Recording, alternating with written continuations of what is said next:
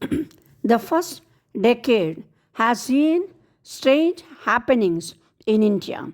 New forces and ideas have arisen and have come into play even in our ancient country. They threaten not only the present political structure under which India has suffered so long, but also the social and economic structure. In the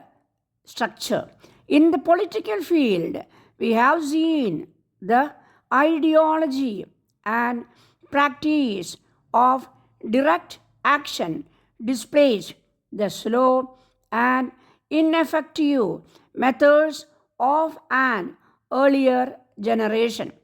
We have seen the growth of a great movement which shook the foundation of British rule in India and then weakened and gave place to reaction and mutual strife. We see it again gathering its strength for another and more powerful and determined move forward. But great as has been the political achievement of the last decade, no less remarkable has been the growth of the labor movement in India. None of us can call our trade union movement today strong or ready for successful battle. But no one can deny that during a few years we have covered grounds which it took generations in other countries to achieve.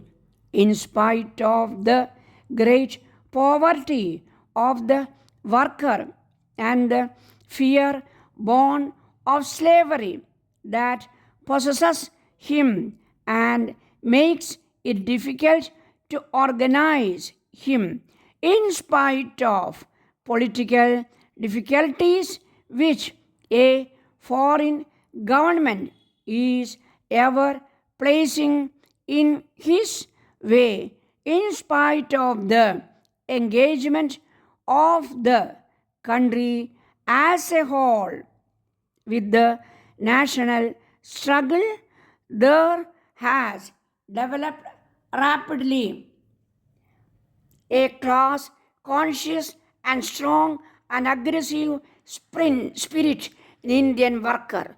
This spirit has led him to numerous strikes, sometimes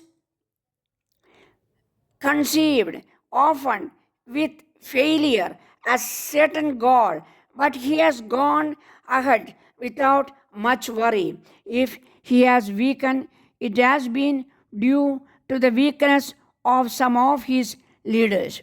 It is, however, a fact that the movement is weak and the work that has been done is very little. The fact that I stand here today and address you as your president is itself a sign of your weakness. I am only a newcomer to the labor movement and one who, whatever his sympathies may be, is not one of you and has not suffered as you have done in field and factory. Why should I preside over your meeting? At your command, I am here and I am grateful for his honor and the confidence which it implies. But you could have given no greater sign of the infancy and weakness of your movement. I shall welcome the day when the worker from the coal mines or the factory or the field stands in his place which I occupy today and when I and those who are like me take a secondary place in your forums, then only will you be able to speak with confidence and pride of your labor movement. Then only the true voice of the worker will be heard from your forums and councils halls. Our country today is under the domination of another, and the sentiment of nationalism is strong. It is natural that the best and bravest in the country should strive for national freedom. But to how many of our workers does this makes appeal? We are ground down by poverty and forces which seem to me strong.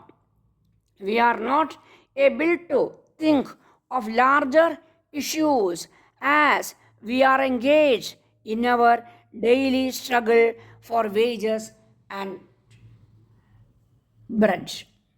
Dear sir, I have your letter of the 15th.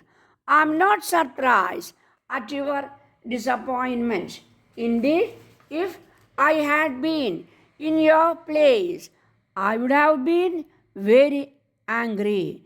I cannot, in a short letter, written to you all that I would wish to, but I shall only tell you that so far as the question of independence is concerned, I have not changed my opinion in the slightest.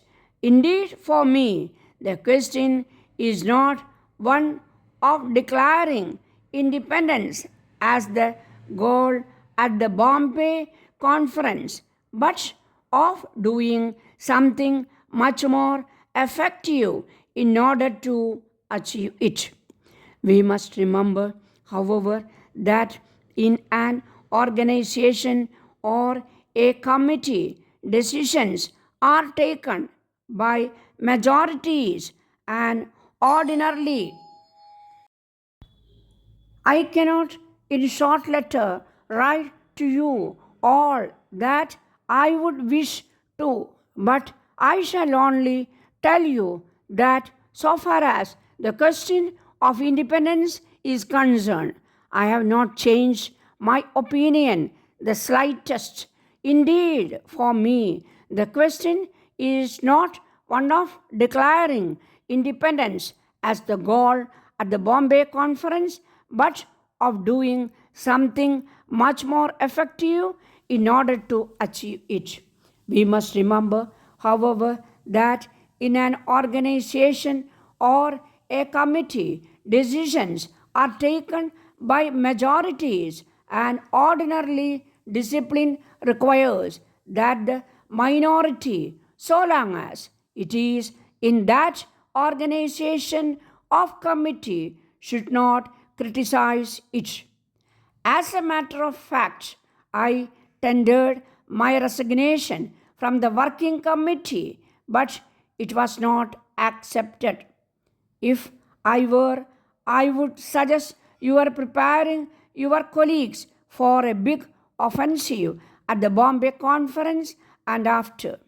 We should do something more than passing a merely pious resolution.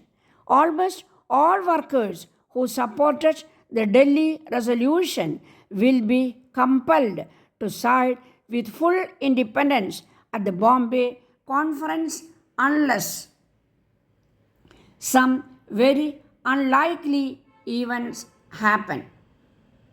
I am not saying anything more at present, in spite of strong opposition, because I want to make it difficult for people to oppose independence. Yours faithfully.